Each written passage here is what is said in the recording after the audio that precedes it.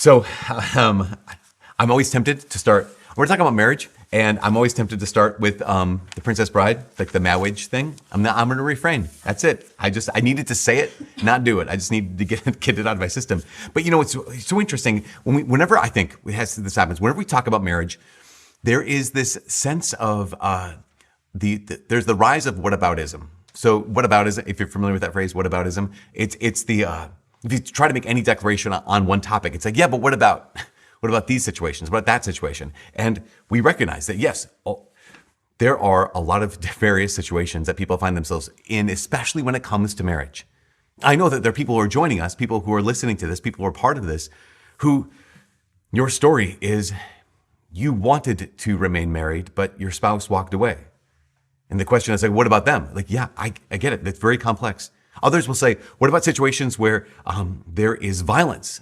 Yeah, what about those situations? Well, we know that every person has an obligation to protect themselves. So to be able to remove yourself from a violent situation, of course, there's all those situations. And I think especially when we come to the gospel today, where Jesus talks about the rule essentially of marriage and divorce, and then ultimately remarriage, it can be really, really hard. And we think, what about all these situations? What about this and what about that? And it makes sense. Because this is one of Jesus' hard teachings. I think it's worth pausing for a second and recognizing that when it comes to the church's teaching about divorce and remarriage, it wasn't the church that invented this. This is actually coming from the very mouth of God himself. And so if anyone is upset, it makes sense. But we're upset with the Lord, not with the church. Okay, that being said, this is a difficult teaching. And we could be tempted to focus on how bad things are. But I don't want to do that. I want to look at how good things could be. Like, I don't want to just focus on, here's the struggles in marriage. I want to say, like, here's the struggles, but also here is the beauty of marriage. In fact, I think one of the things we realize is that our marriages as Catholics become especially different when we look at marriage like the world. I think we live marriage the way the world lives marriage because we look at marriage the way the world looks at marriage. So what I want to propose today is just, what if we didn't? What if we had a Catholic view of marriage where we are convinced of three things? That in every marriage, as Catholics, we'd say, oh no, here's what I know. Here's what I know. I know these things are true. I know that God called us here. That every Catholic couple could say, I know God called us here. That I know that God is with us here. And I know that God will not leave us here. That if we were convinced of this, I think that what it would do is yes, we still have difficulties. We still have problems. We still have suffering. We still have struggle. But we would know these three things. God called us here. God is with us here. And God will not leave us here. So the first thing is that this truth, this conviction, God called us here. And so that's called vocation. And so at the root of a Catholic understanding of marriage is that this is a vocation. You know, we have vocation prayer. We prayed up until not too long ago. And we prayed for calls to religious life and holy marriages in our diocese. Because why? Because we believe that every couple who is to be married is called by God. In fact, this is something I think is fascinating. If we looked at this just slightly different, I think sometimes couples have the notion that their getting married was their idea. In the sense that it's like, no, we like each other and we want to spend our lives together. We're in love with each other. It's our idea. And that's good. That's all good. But at the heart of it is, no, actually at some level, yes, we love each other. Of course, we want to spend our lives together. And we believe that God has brought us together. That this is actually, we're called here by God. You know, that notion of vocation, the notion of being called, there's every one of us shares a primary vocation. There's kind of three senses of vocation. Let's talk about the first two. The primary sense of vocation is the fact that God has made everyone with a destiny. So you've been made with a destiny. Now, when I say destiny, I don't mean fate, because we don't believe in fate, but you've been made with a destiny, meaning you are created by God with a destination in mind. That destination never changes. God's destiny for you is that you would be with him forever in heaven. That's the destination. God wants every one of us, no matter how we wrecked our lives or how well we're living, even if we don't even believe in God, that's still our destiny. Our destination that God had placed into our hearts is he's calling us all to be with him forever. So that's the first sense of vocation. The second sense of vocation is, what's the vehicle by which we'll get there? Or another way to say it is, what is the primary relationship at which I'll become that person who can be a saint? So people who discern marriage, that's the discernment. The discernment is, okay, what's the primary relationship by which I'll become the person I was called to be? I'll become the person that I was meant to be. What's the primary relationship by which I'll become a saint? That's the purpose. That's so important for us to understand this. If we got that and realized that the heart of marriage is, this is the primary relationship by which I'll become the person God wants me to be, a lot would change. That this is not the destination. The destination's bigger. This is the vehicle, right? This is the route. This is the primary relationship. And I think, a lot of times people have questions about why can't Catholics get married outside the church? Like, why can't they get married on a beach? Why can't they get married in the woods, mountaintop, that kind of thing? And it makes sense because beaches are beautiful and forests and mountaintops are beautiful. Why can't we just get married there? But I would say this. I would say, if we understood that marriage is one of the ways that we follow Jesus. Another way to say it is, here's a couple saying, we're getting married to each other because we've discerned that this is how God is calling us to be disciples of Jesus. So this is the heart of this. If I understood this is that God called us here, we have to get married in church. Why? Because we as a couple have discerned that this is how God is calling us to be disciples of Jesus. So thinking about it like this, my favorite place in the world is my parents' place on the lake. Like, my favorite place in the world. I love it. I could go there at any time of the year. If you were to ask me, like, where would you want to go tomorrow? I'd say there, probably. And so it makes sense that why don't I just get ordained? Why didn't I just get ordained at my parents' place? Why didn't I get ordained on the dock out on Gull Lake? That would have been great. But if you were to hear me say, yeah, I want to get ordained at my parents' place on the lake, you would say, well, that's ridiculous. Why? Because your ordination, Father Mike, is not about you. Your ordination is about how you are following Jesus and actually how you are called to serve the church. Something similar happens whenever a couple is saying yes to marriage. What they're saying is, well, this isn't about us. Even the ceremony isn't about us. This is the way that we have discerned that God has called us to follow him and to serve the church. Just like when a priest is ordained, that's how God has called him to follow him and to serve the church. Because we realize this, that no vocation is about you. No vocation. Priesthood, religious life, marriage, it's not about you. Because why? Because priesthood is not about self-fulfillment. And religious life is not about self-fulfillment. And marriage is not a self-fulfillment project. And no, the question, of course, comes up like, yeah, but shouldn't you be happy? Like, doesn't God want you to be happy? I would say this. Let's admit this first of all. Yes, at some level, your relationship that you're in should be fun. Like, when you start dating each other at some level, just, this needs to be said, it should be easy. And genuinely, really, at some real level, this person makes me happy and I make them happy. That's at the basic level, right? A basic level is that we find each other sexually attractive. That's kind of necessary for marriage. That's a really, really important piece of marriage. But shouldn't we be happy? That's another question. I remember listening to a therapist talk about this, and the therapist was saying that psychology will say that positive emotion is more closely associated with working towards a worthy goal than it is by having the worthy goal. So you imagine, here's a couple who says, we believe that we're called to this. We believe that God has called us here. Well, that's working towards a worthy goal. Remember, marriage is not the destination. Marriage is the vehicle. Marriage is that primary relationship that will get us to that destination. The destination, of course, is God himself, to be a saint. And this is one of the things, I think sometimes if I say, like, to be a saint is God's call for your life, sometimes people would say, like, oh my gosh, that seems so difficult though. It seems so tough. And maybe it is, but here's the reality of how good God is.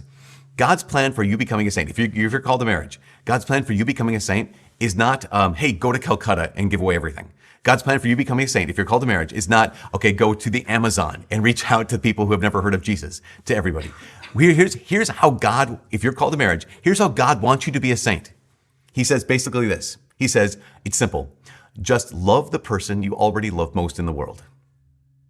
Like, how good is God? They said, that's it. If you want to be a saint, called to marriage, just love the person you already love most in the world, but love them how I love them.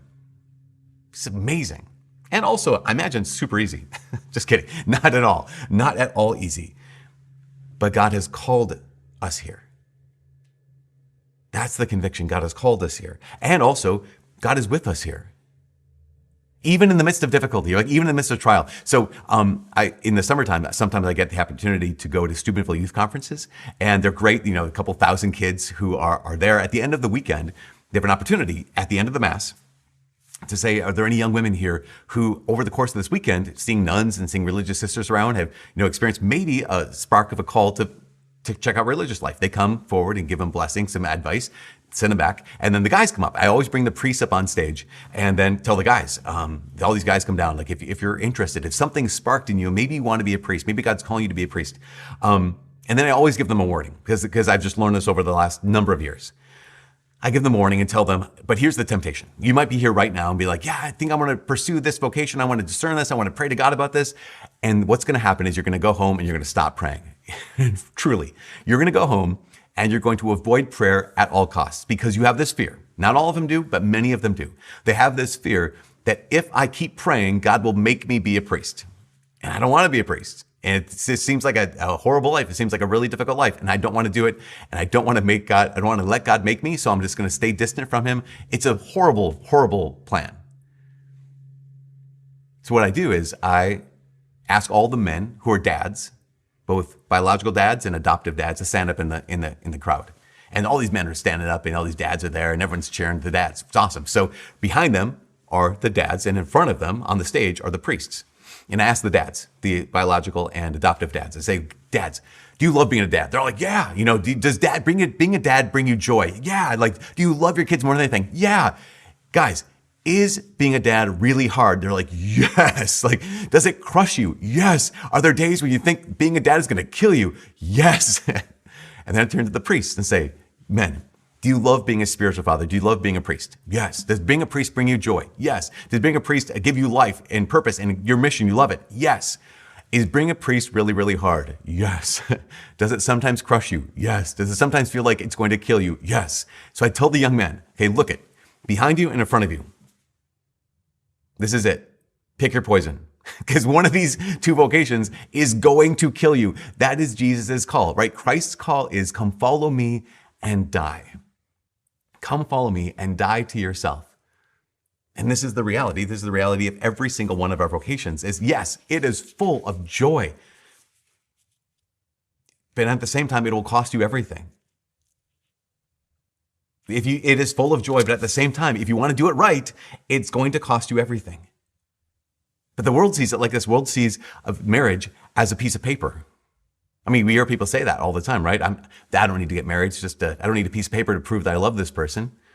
And the church would agree. You don't need a piece of paper to prove that you love anyone. That's a contract. And contracts are great. Contracts are incredibly helpful, but contracts are unique. Contracts are an agreement about an exchange of goods or services based off a condition, right? A contract is an agreement of an exchange of goods or services based off a condition. I'll do this for you if you do this for me. I will re-roof your house if you pay me this much money. And so that's it. And that's good. It's really helpful.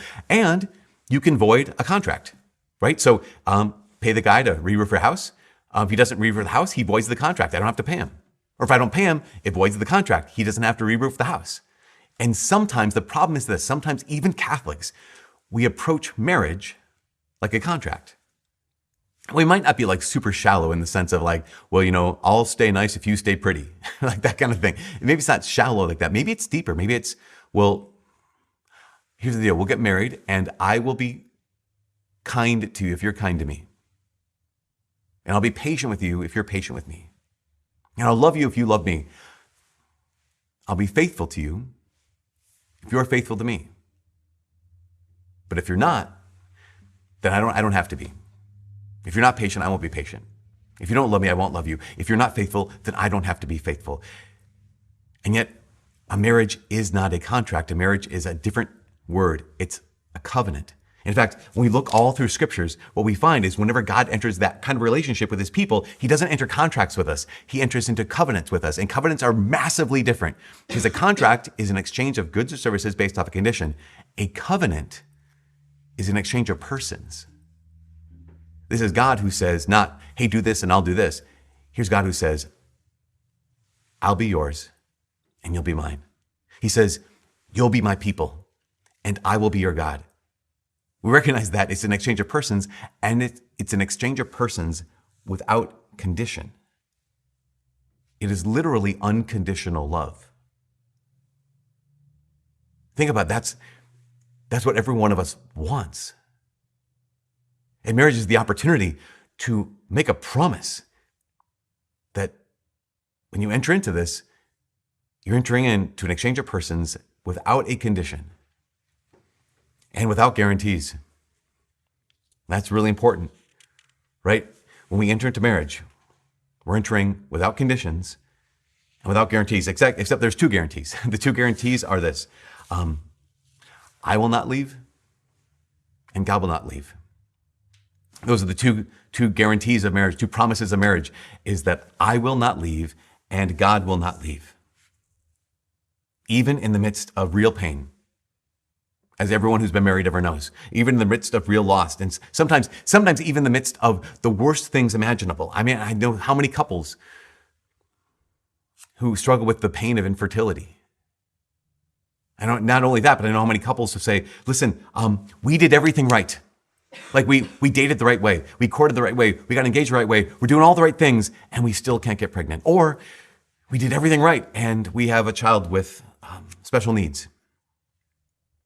Or we did everything right, and we can't seem to make ends meet. We did everything right, and all these other couples, they seem so carefree, but we did everything right. Why are we having such problems? Why are we having such difficulties? Why is this so hard?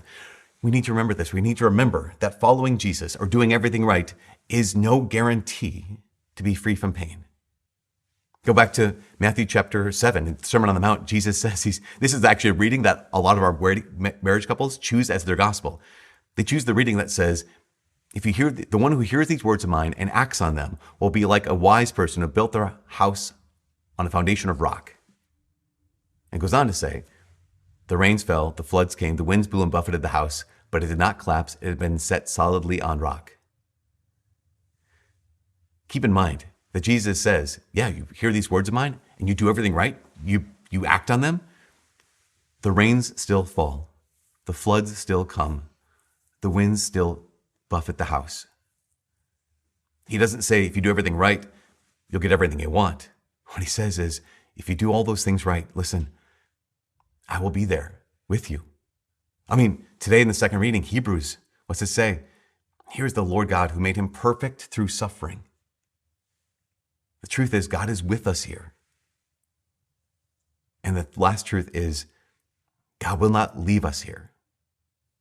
Because even in the most difficult situations, where couples are discouraged and they're desperate and they're disillusioned and they're disappointed,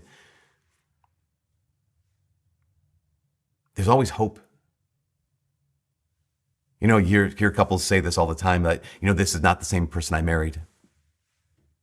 Here's my spouse, they're not the same person I married. I guess we just grew apart. Now, the reality, of course, is that, yeah, you're always going to grow. You can't change whether or not you grow. What you can change is whether you grow apart or grow together. And that's one of the situations is, okay, God wants to help here. What we can control is whether we grow apart or grow together. We talked about this a couple of weeks ago, that this great book by Emerson Eggerichs called Love and Respect, that yes, both men and women, husbands, wives, both want to be loved and respected. And men would rather be respected by their wives than loved, and women would rather oftentimes be loved by their husbands than respected. But really, what it comes down to is this. What it comes down to is attention. Because I've heard it said that there is really no difference between love and attention. Just being attending to each other, which can start at any point. In fact, I was listening to, of all people, a divorce lawyer talk about, he was asked the question, when you're talking with these couples as they're getting divorced, like, what is it? And he shared a story about one wife he was working with, and he asked her the question of, when did you know that this was the end? And she said, she actually pointed to the specialty granola. She said she always has this specialty granola she puts in her yogurt every single morning, and it comes from a special store. And whenever it gets low, her husband would always go and get the extra yogurt. She never asked him to do it. He just did it. He when he'd see the bag getting low, he would go out of his way to this special store and get her special granola, and she'd always have it. And she said, I remember the day I ran out of granola, and he didn't go get more granola. And so I left the bag out there, maybe just forgot, maybe he's busy this week, but he didn't get it the next week either, and didn't get it the next week either. And the empty bag just sat there, and he never got the granola. And I realized things have changed. And then the divorce lawyer asked her, but was there anything for him that he would have noticed?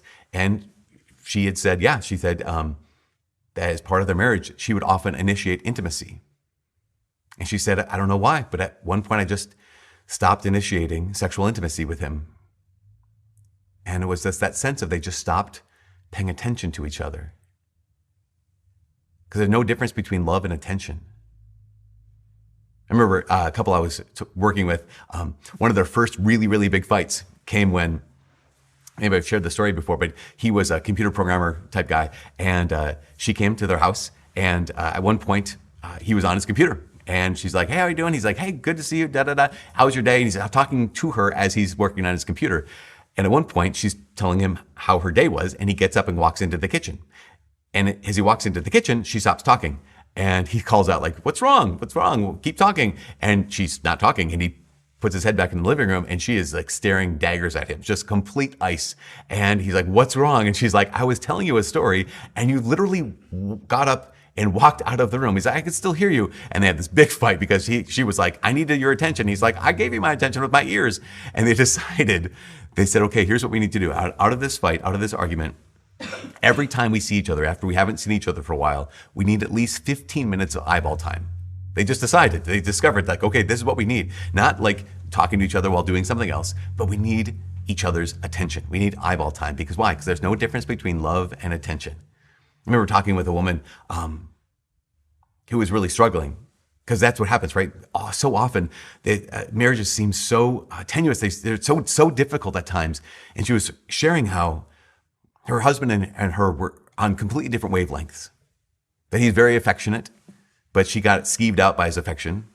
She wanted to talk with him, but he never was much of a talker.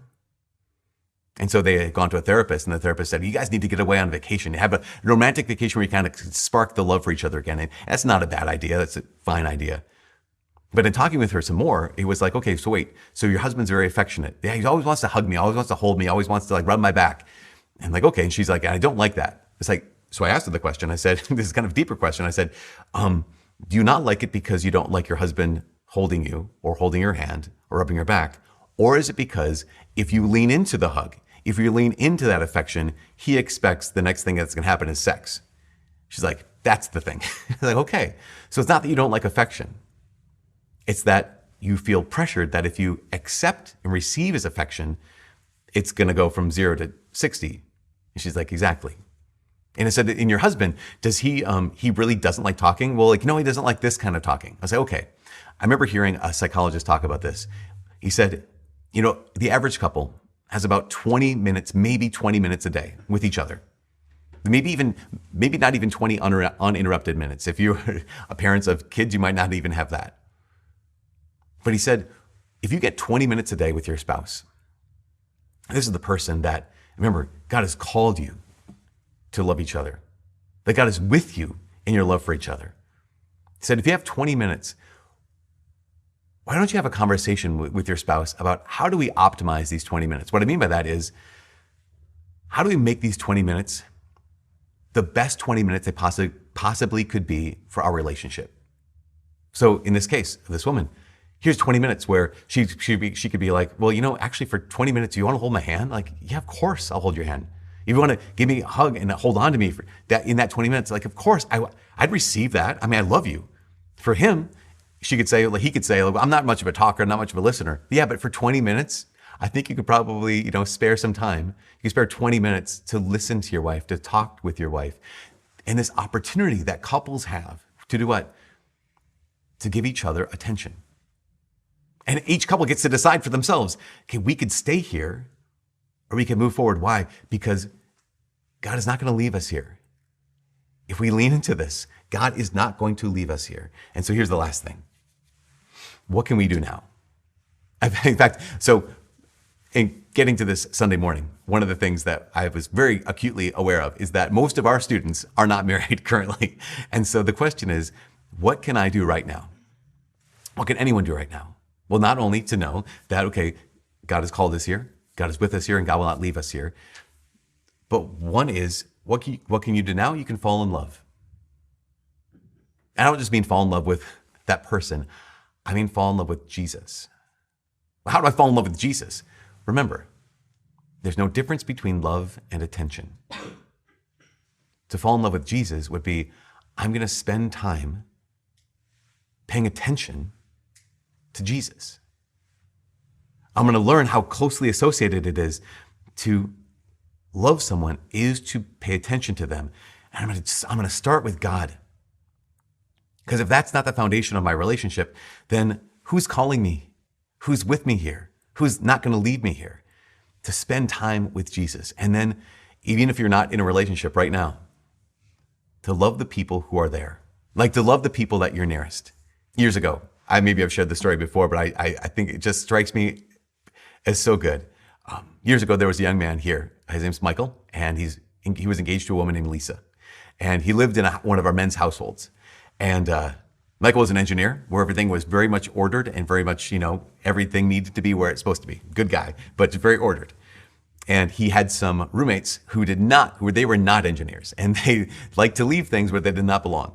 And so Michael would get so frustrated because they would leave their dishes out, they leave it in the sink, they leave it on the table, they leave it in their bedrooms.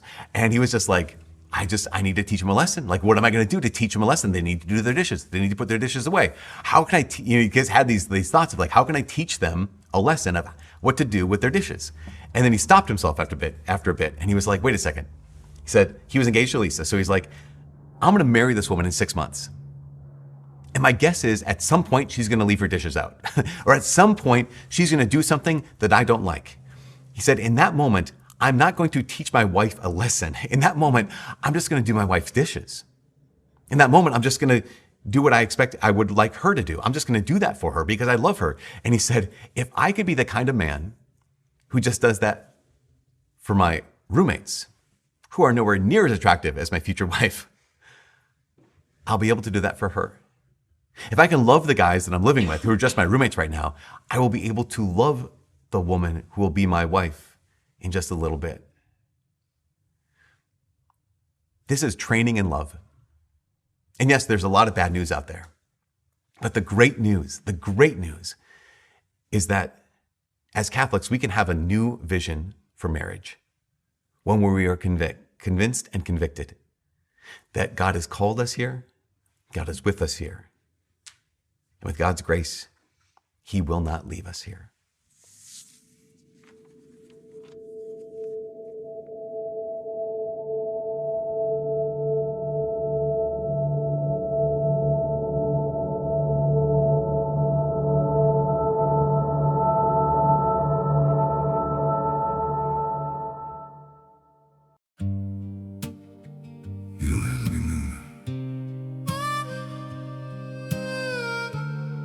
You don't have to stay close.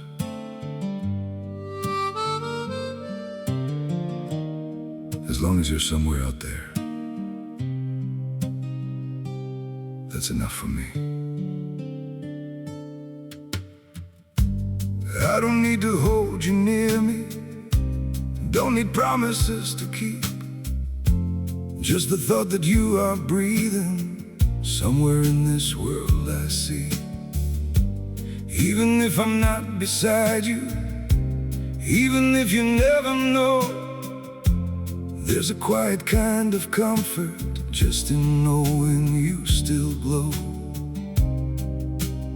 I don't need forever, I just need you to exist. You don't have to stay with me, you don't have to feel the same. Just as long as you're still out there, calling softly through my days. You don't have to look my way, you don't have to be my home. It's enough to know you're living in a world I'm not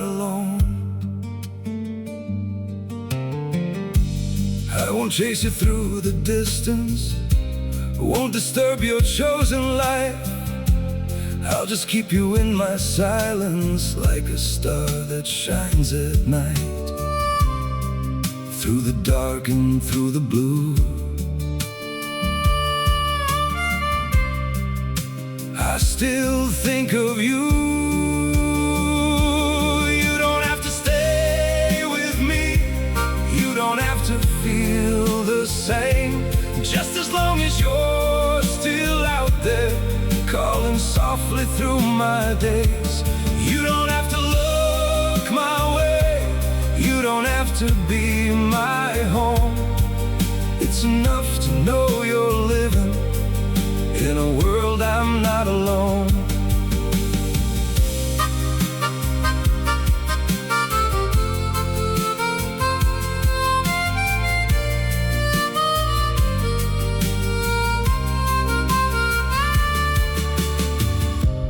I don't need to be your light, I don't need to cross your mind. All I need is just the truth that you're somewhere still alive.